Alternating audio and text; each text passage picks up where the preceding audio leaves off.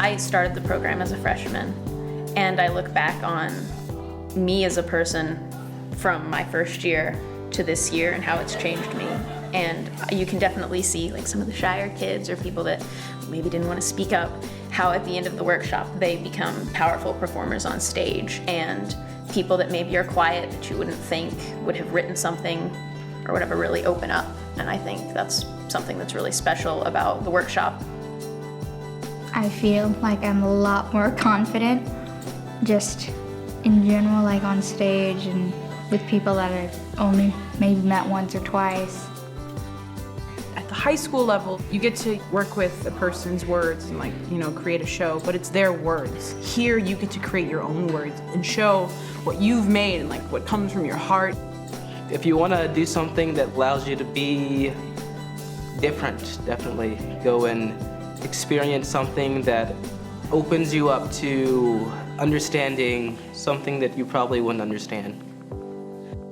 I'm just really thankful to have been able to be a part of it, and especially the 25th year, and get to do it with some really close friends.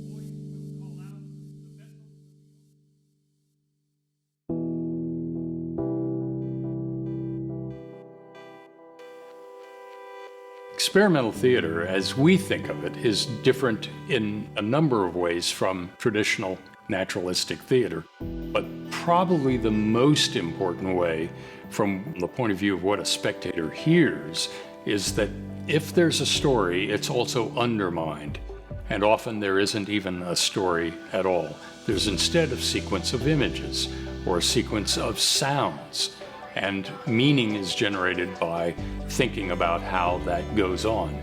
From what they see, we teach a lot of non-naturalistic acting. We teach people to speak in very different ways from the way they speak to each other and the way they would normally speak in a theater. I think that this particular workshop really focuses on a wide variety of techniques for communicating with the audience outside of naturalism or realism. Basically, we're just saying there may be other ways to communicate ideas other than by imitating, what you expect. So I think of it sort of like an abstract painting. We communicate in a different way, but sometimes very deep ideas and things that I think sometimes can be very easy for people to understand, even though the way we're doing it is abstract. I'd say the Manhattan Experimental Theater Workshop is partly a teaching device in which we teach students some things about the history of the avant-garde in theater, in which we teach them non-naturalistic acting styles or performance styles, and then encourage them to be creative on their own. So part of it, in fact, it's the longest part of it, is more a theater production activity in which they write their own plays and they produce and act out their own plays. Hi, my name is Annalise, and this is my third year doing experimental theater. I did a couple of musical theater productions through school and through the Arts Center when I was younger. Through that, you get information from the Arts Center, and I just stumbled upon experimental theater my freshman year in high school. And I hadn't seen the performances or anything before, so I didn't really know what I was getting into. So I signed up, and that's where I am. I think since I hadn't seen a performance before, I had no idea what it was. And I remember I missed the first session.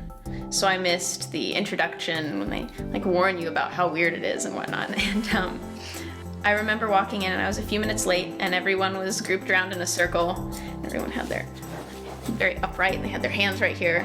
And they were breathing and repeating guttural noises. And I thought it was really weird and really cool. And just oh, come in and join. And then they showed me what to do. And then after that, you just kind of become a part of this whole thing much bigger than yourself. I would definitely say it's life-changing in the sense that you're kind of thrust into something that is really weird, but you're shown what you can create with that. And over the process, you're exposed to so much cultural information, through reading, and you're shown that it's okay to have opinions and people differ and that's okay. And you work very hard out of respect for the art and for the other people. And at the end of it, you have something to show and you can perform it for an audience. And it's just really gives you something that you can be proud of. Hi, my name is Bailey London, and I'm from Manhattan, Kansas. I'm 15, and I'm about to finish up my freshman year. I took a drama class when I was in the 7th grade, and then I'm currently taking a drama class at the high school. I like to watch comedy, but I'm better at doing like the serious stuff. My first impression when I walked in was, well, I was really excited, and I knew most of the people, so I wasn't nervous or anything. I liked the stuff that we did, like the stretching and like the breathing and the movement. It's different, like I've never done anything like this before. In my drama class, we put on plays and read scripts and stuff, but here it's like out there and fun. I hope to learn how to be more comfortable in my acting, because I get really nervous sometimes and I get really tense. So I want to learn how to be like more aware and move better and smoother, and how to speak louder and feel it more instead of just reading it.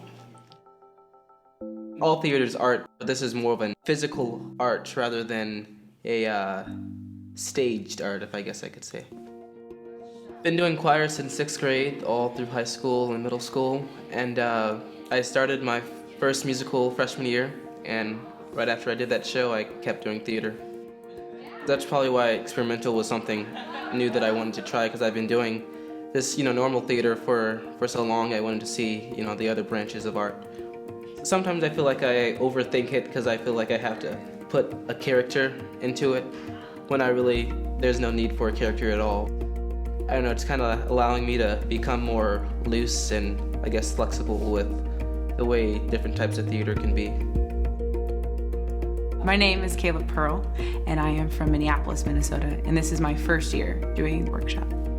My background with theater is doing it since I was young. Even like when I was little, I recall like making my own plays with my cousins and putting them on for my grandmother. And so there was this natural progression towards actually doing theater. When I first walked into the first meeting, I was a little timid and like worried, like, oh gosh, how am I gonna do? And I was very like self-conscious about everything. But as soon as we started doing the exercise where we have to use our diaphragm and make sounds, as weird as it was, I felt really comfortable doing it because I knew a lot of the people that were in there, and I knew that they would all respect me. The readings I found like really fascinating. I like to read plays, I like to read books. And another thing is just the aspect of looking at a piece of work and dissecting it, and then using it as a foundation to create your own, and bringing everything that you have inside of you into a piece of work that's your own and performing it in front of people. Because I feel like a lot of people, especially our age, don't get to do that. Don't get to, dive into really deep, serious, important topics, and being able to think about it deeply and critically, and then make our own thing about it and present it to other people. And I think that's really cool, and that's what I'm looking forward to most out of this whole thing.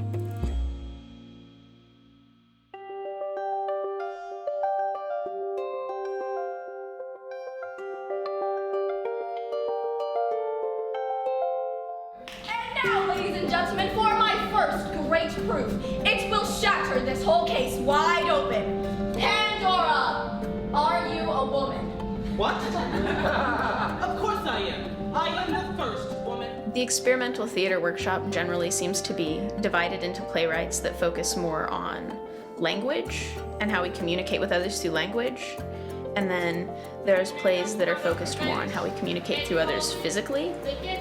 And then also how we communicate with society based on our past. It seems like one of the common threads with a lot of the experimental plays is that they'll either be somewhat stream of consciousness or like not conventional vernacular to how we speak, but they communicate something through the rhythm of speech and through the different connotations of images that are created through the language as opposed to the actual meaning of the words. One of the things that we struggle with a lot, of course, is the idea of abstract movement and strong movement that communicates well with the audience, even if you're not conveying something conventionally, through dialogue and naturalistic setting. And so we actually do a lot of work with the students trying to sort of break them from the habit of naturalism, of using their bodies to show things in the ways you expect. And I feel like we see progress every minute that we do these exercises. We do them over and over again, and you can see progress in 5 minutes. You'll see somebody who maybe doesn't know how to move and doesn't know what they can do with their arms and legs.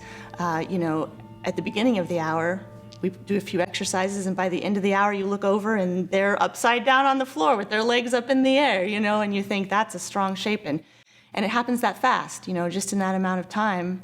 If they've become comfortable and sort of encouraged to try new things, then usually they go for it, and that's really gratifying to see. Will be brought forth. Hope will be trapped like hope. Every summer, when I sit here on opening night or the second night and I look out and I see parents, I see their eyes get big when their kids do things they did not believe their kids were capable of doing.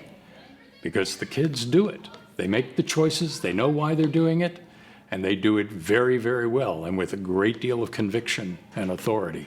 And the parents are always surprised.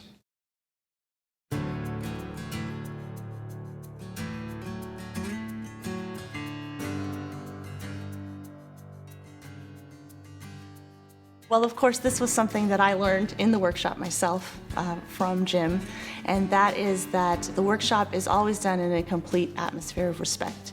And if that is working, if everyone has respect for each other in the work, then the work becomes really fruitful and fun and easy to do. So it's just really the basis for all the work that we do, and is really important, and is part of what I think really helps us get as far as we do. This teaches them other things that opens them to what theater might be and what their lives might be. And I mentioned the last part because I had come off of a very difficult experience myself where I did not feel as a performer that I had been respected. And so one of the things I said going into it was the first thing we will do is we will make it clear to every student that they will be respected. If they don't want to do an exercise, they don't have to do it. They don't have to explain why they don't want to do it. They just don't have to do it. And when it comes to choosing what to write, if they feel at all like there's something they're considering writing or performing that they would not want to show other people, or that their parents wouldn't want them to show, we give them automatic veto on it, and they don't have to explain at all. We respect that. And then we force them to work within the creative boundaries of the styles they have chosen. And they are wonderfully creative. They respect the work, we respect them, and our audiences at the end of the day find that these kids cannot be dismissed. They must be respected. When you're our age, I feel like a lot of the times in the high school setting, you're viewed as not quite intelligent enough to deal with that, or not quite mature enough to deal with that. And I think treating people that way causes them to be not mature enough to deal with that material.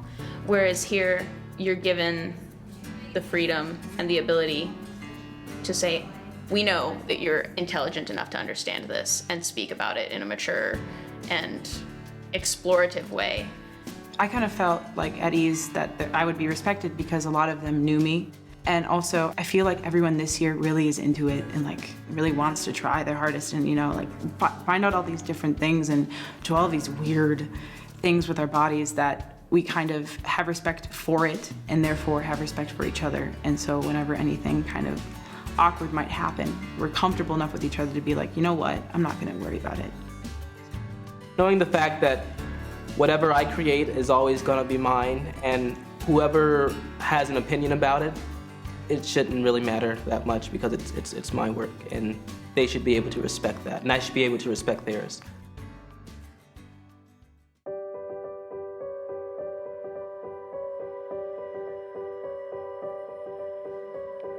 The study of aesthetics is the study of how we reason about works of art and about things in nature to which we have really these strange sorts of reactions. When you think about your reaction to a sunset, it doesn't produce anything, it's not useful, and yet everybody has one, and it seems to be important to us. Well, what is the nature of that importance? That's what we study in aesthetics. The odd thing is that there's been almost nothing done in aesthetics on theater since Aristotle. In my philosophy career, I'd been working in some stuff in philosophy of mathematics and philosophy of logic, but I'd never really done anything with aesthetics, and one of my colleagues just suggested it might be an interesting thing for me to see if there was anything in aesthetics on theater. There have been some people in theater doing stuff on theater, some theoretical things that are quite interesting, but it's not really philosophical. And so I thought, well, the room is ripe. I should just step into that room.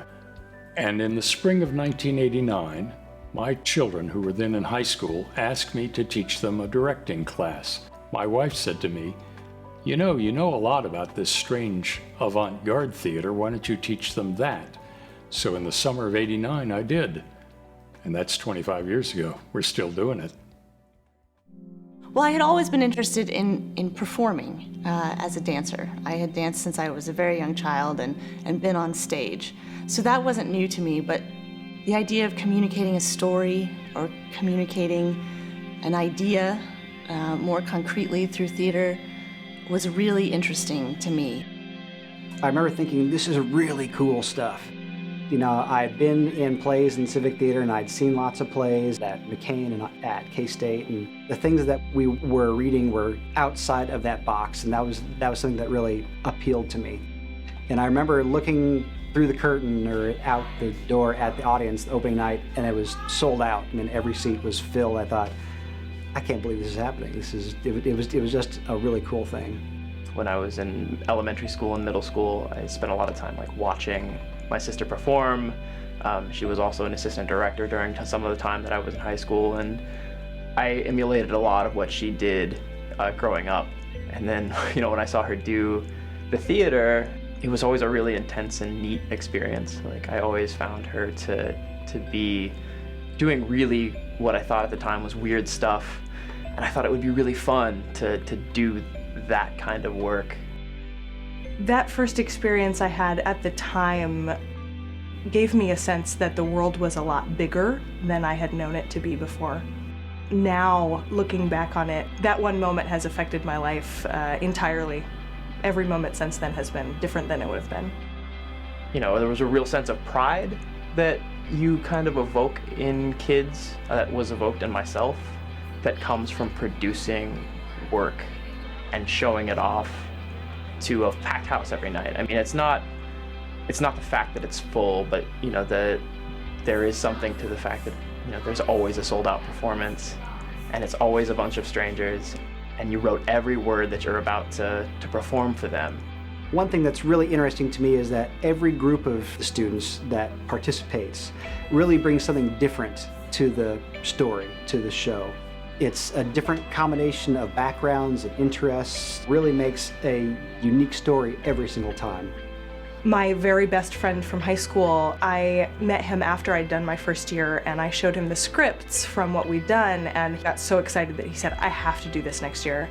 And he and I both continued to be participants for the rest of high school, and we both came back and were directors, and he now studies avant-garde Japanese performance and literature, and I'm sure that would not be where he would be today if he wasn't a part of the workshop.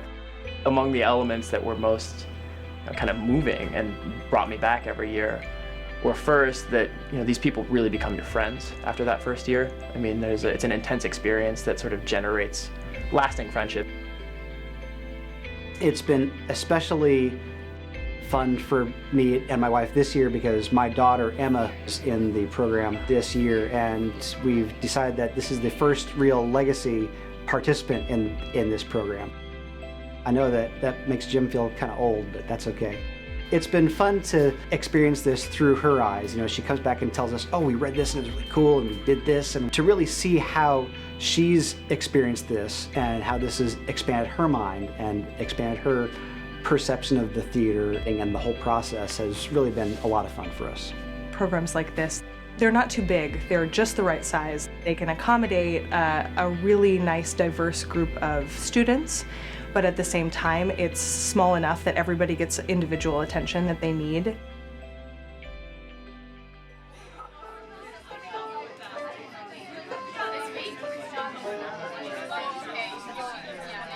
Watching the students perform opening night and then closing night, which follows, is a wonderful experience for me. I would say I really do live vicariously through them. That same thrill that I got performing, I really get from seeing them be successful.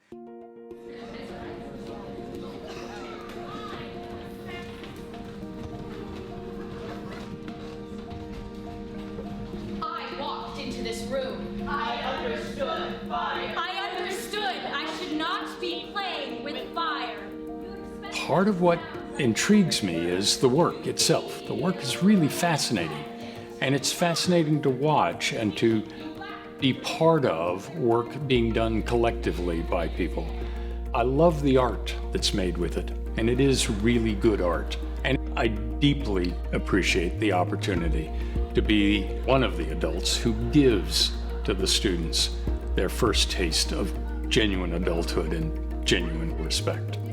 My favorite experience over this whole thing would probably be when we first started writing, and like we had to just create them from a target story and a style.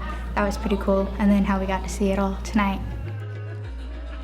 Choosing our prop was pretty fun. I don't know how that came about, but it did magically somehow. We decided to become a dodgeball team and decided to use balls somehow, so I thought that was pretty funny. Whew. I think that my favorite thing in the last week has been the rehearsals. And I really enjoyed not only like our small group rehearsals, but like the larger group rehearsals, because it's really fun to like work through the kinks and things like that. And starting at the beginning of rehearsal where you're like, just like tired and you're not really giving it 100% at all. And then by the end of it, where you're just like, wow, this is gonna be awesome. It's creating something with other people who are also in it to create and want to create as much as I do, and working with other people who are as dedicated to the work and as passionate about it. And even if they've just started, by the end of the 5 weeks, everybody is just as excited as everybody else. There is a feeling in the air, there's a look on their face, and you can see it, you know, when they feel it and when it's really working for the audience and for everyone performing. And that gives me just as much of a thrill to see that happening for them and for the audience. This was an extraordinary company. Most of them were novices to the workshop, and yet they were all very serious about doing it, and they were all committed from the beginning. And even when they didn't understand the process, because it's very difficult to know what's going on, you find it out when you look back and you think what you brought when you walked in the door the first time, and you realize what you're doing at the end. Then you realize, oh, that's been something. And I had a parent tonight say to me that their son, who was in tonight's show, and it was his first experience ever on stage, and it has made him at peace with himself, and he's been able to be just himself. I certainly enjoy seeing the students change as they go through the workshop. Certainly the students that come back year after year, I really enjoy seeing them become more confident and, you know, more confident in their abilities and their contributions and things, and their performances and the way they grow. I think it was probably when we got into our smaller groups. I got more comfortable with them first. And like, I always got told, be louder, be more out there, fill the room with your voice. And just like hearing that just made me more confident and louder. And I really enjoyed not only like our small group rehearsals, but like the larger group rehearsals, and just the feeling of like, I really want to show everyone what we've done, what we've accomplished, and like the idea of like, this is our stuff, this is what we've created. And I would have to say that creating something and cooperating with friends that I know and love is probably the most amazing part about it.